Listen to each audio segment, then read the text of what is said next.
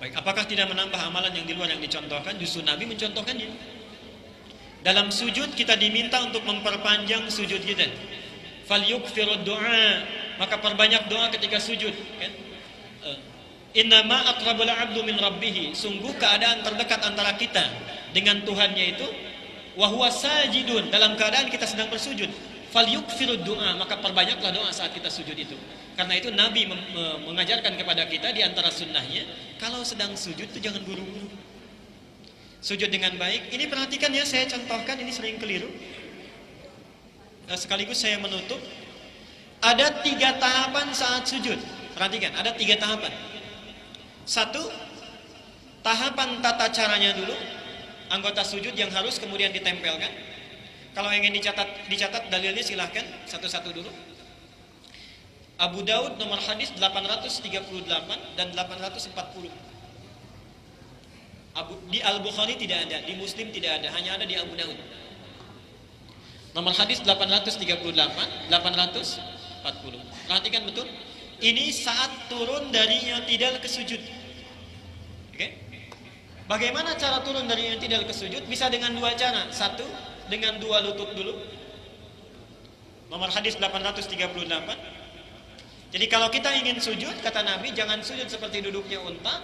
Silakan dahulukan 2 lututmu sebelum 2 tanganmu. Jelas? Nomor 840-nya, ini memperkenankan kita sujud dengan 2 tangan dulu. Idza sajadta fala tasjud kama yabrukul ba'ir, kan? Falyadha yadayhi qabla rukbatayhi. Dahulukan 2 tangan sebelum 2 lututmu. Jadi baik yang menggunakan lutut ataupun yang menggunakan kedua tangan, itu dua-duanya benar.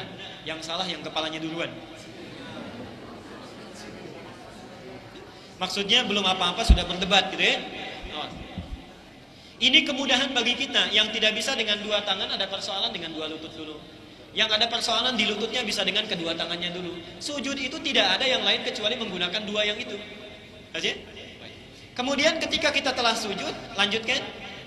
Maka ada 7 anggota sujud yang harus ditempelkan. Riwayatnya Ibnu Abbas. Saya teruskan dulu sebentar. Kata Nabi, umirna, kata Ibnu Abbas, mohon maaf, umirna, kita diperintahkan an-nasjuda, untuk bersujud ala sab'ati a'zamin, dengan 7 anggota sujud. Perhatikan betul. Jadi sebelum berdoa, itu tempelkan dulu yang 7. Jadi sujud itu bukan turun dulu kemudian langsung doa, tidak. Kan ada orang yang baru nempel langsung doa.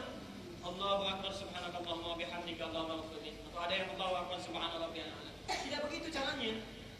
Menempel dulu yang 7. Apa yang 7 itu? 1, perhatikan betul, ala jabhah, keningnya. Dan Rasulullah ketika menunjuk kening itu juga mengisyaratkan kepada hidung, begini. Disebutkan kening, ditunjuk hidung. Ini menunjukkan bahwa yang utama itu keningnya, oke? Di antara rukun sujudnya yang wajib menempel itu keningnya, tapi dipandang sunnah dan utama bila hidungnya ikut menempel. Tapi hidung bukan dari bagian rukun untuk sujud, bukan dari bagian anggota sujud. Keutamaan saja. Kalau kita bisa menempel sekaligus hidungnya, itu lebih utama dibandingkan tidak sama sekali. Jelas sampai sini? Mohon maaf ya, mohon maaf. Ada keliru dalam menerjemahkan. Kenapa Nabi tidak langsung menyebutkan hidung? Karena tempat sujud itu berbeda situasinya. Kalau yang seperti ini bersih, hidung bisa nempel. Tapi kalau sedang di lapangan, di tanah dan sebagainya, belum bisa kita pastikan. Dalam pernapasan kadang-kadang berpengaruh. Itulah Nabi menunjukkan isyarat. Kalau hidung bisa menempel, bagus. Kalau sekiranya tidak menempel, tempat sujudnya tidak baik misalnya, atau tidak dipastikan bersih, tidak jadi masalah. Yang penting kening. Yang kedua apa? 2 telapak tangan. Perhatikan betul bahasa hadisnya. Famakin sujudaka, pastikan menempel, ditekan. Jadi bukan sekedar begini. Kadang-kadang masih mengambang, baca doa sudah naik lagi, tidak. Jadi tekan dengan sekuat-kuatnya, menekan begini. Kemudian kepala juga ditekan, di dahinya. 2 tangan, kemudian 2 lutut. Baca ini 2 lutut. 1 tambah 2 berapa? 3 tambah 2 berapa? 5. Terakhir 2 seluruh jemari ditekuk menghadap ke kiblat. Berapa semuanya? 7 ya, plus hidung tadi sebagai keutamaan. Nah, jangan dulu baca doa, tempelkan dulu semuanya. Jelas ya? Nah, lalu sebelum membaca doa, rasakan tenang dulu sampai seluruh peredaran darah kita, sendi-sendi kita berada pada tempatnya. Bagaimana cara menempelkannya? Selesai kita tempelkan begini, lihat 3 hal yang utama. satu siku. Itu tidak boleh ke dalam begini. Hati-hati para ibu. Ada yang keliru menyampaikan saat sujud katanya tangan ini sikunya ke dalam begini. Itu salah total. Salah total. Nabi SAW tidak pernah menegur orang saat sholat. Ditunggu selesai sholat baru diluruskan. Tapi ada orang sujud tangannya ke dalam begini, saat itu langsung ditegur oleh Nabi. Jangan kamu lakukan itu, kata Nabi. Kenapa? Ternyata dari sisi medis, Pak, ketika kita sujud, itu jantung memompa dengan kencang, dipompa dengan kencangnya. Darah kemudian beredar sampai masuk ke dalam otak kita di kepala. Karena itu perempuan yang sedang hamil dianjurkan untuk bersujud. Kalau kita memasukkan siku ini ke lambung, menekan diafragma, itu pernafasan bisa terganggu, bisa meninggal gitu. Ya.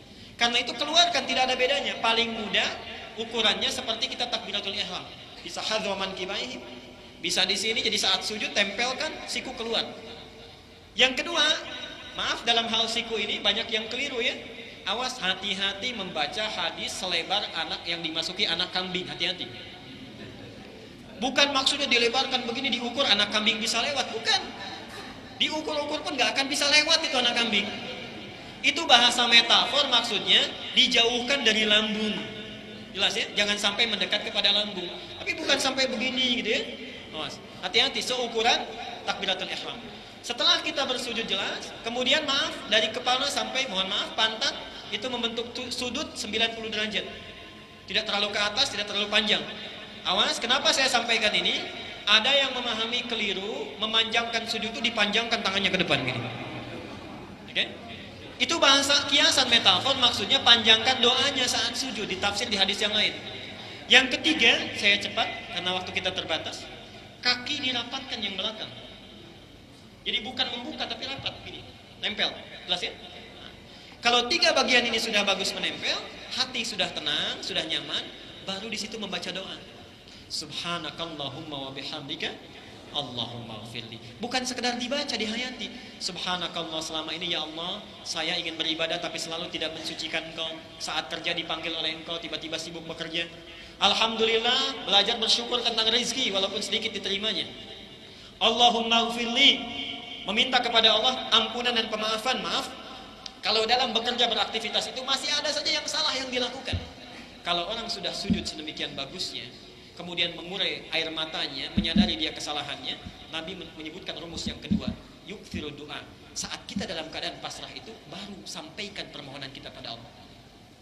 Itulah dalilnya nanti di surat ke-48 Al-Fatah ayat ke-29. Yabtaguna fadlan minallahi wa ridwana. Itu rumus yang kedua. Jadi setelah menempel, baca doa hati sedang tenang, air mata menangis, di puncak kepasrahan itu Allah cepat menjawab doa kita. Di dalam hati kita panjatkan, yabtaguna fadlan, punya masalah apa saja, sampaikan dalam hati keutamaannya. Ridwana, minta supaya Allah ridho dalam prosesnya. Jelas ya? Nah, disitulah sebabnya Rasulullah meminta kita memanjangkan doa dalam sujud kita, di sholat apapun. Bahasan yang terakhir dari bab ini adalah, kalau memanjangkan sujud, di sujud yang pertama atau yang terakhir? Itu ya. Ternyata penelitian menunjukkan bukan di sujud terakhir saja, tapi di semua sujud.